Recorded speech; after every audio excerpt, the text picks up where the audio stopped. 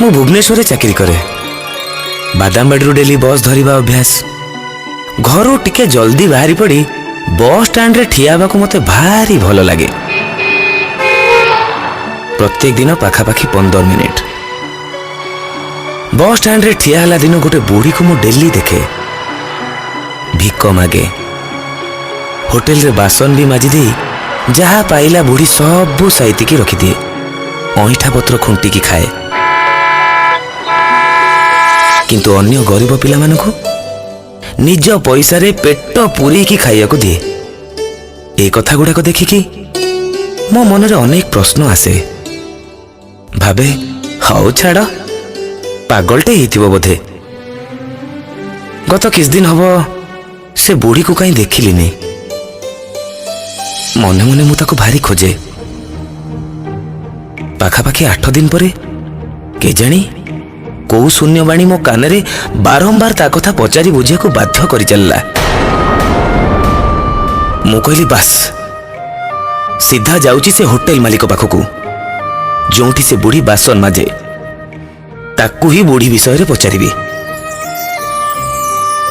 Hotel मालिक कहला हा से ठीक भी आसीनी। तमर जदि एते दरद जाउन से बस्ती रे ता घर को। किछि न भाभी सीधा चलिली बस्ती शेष मुंड को जोठी बुढ़ीर जरी टणा छोटिया घर। भीतर को पसी देखिली घर कहले गोटे छिंडा मसिना, तकियाटे आ भंगा थालीटीए। बुढ़ी सोई थिला। ता हाथ धरी कहली इस माउसी तते तो भीषण ज्वर, तू औषध खाइछु? उपास रे नाहु तो? किए किए तू? बुढ़ी मते ठौरी ठौरी जानिला बोधे।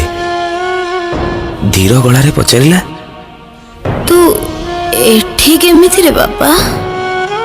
किछि न भाभी सीधा दौड़ी गली बुढ़ी पाई मेडिसिन आनिया को। ताकू मेडिसिन खुआई दे मो मन रे जहा सब प्रश्न थिला बुढ़ी को सीधा सीधा पचारि देली।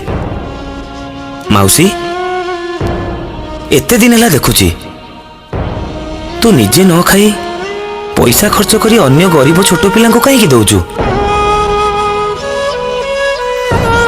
बापा रे मो पुओ को बहुत भल पाए। पेट काटी निजर मो पुओ को मनीष करी। मो पुओ तो मते घर तड़ी देला। सेइथिपाई एठी आसिकी रहुछि रे बापा। पुओ बोहू को गोईठा विधारू से होटेल रो ऐठा पत्र भारी सुआदिया।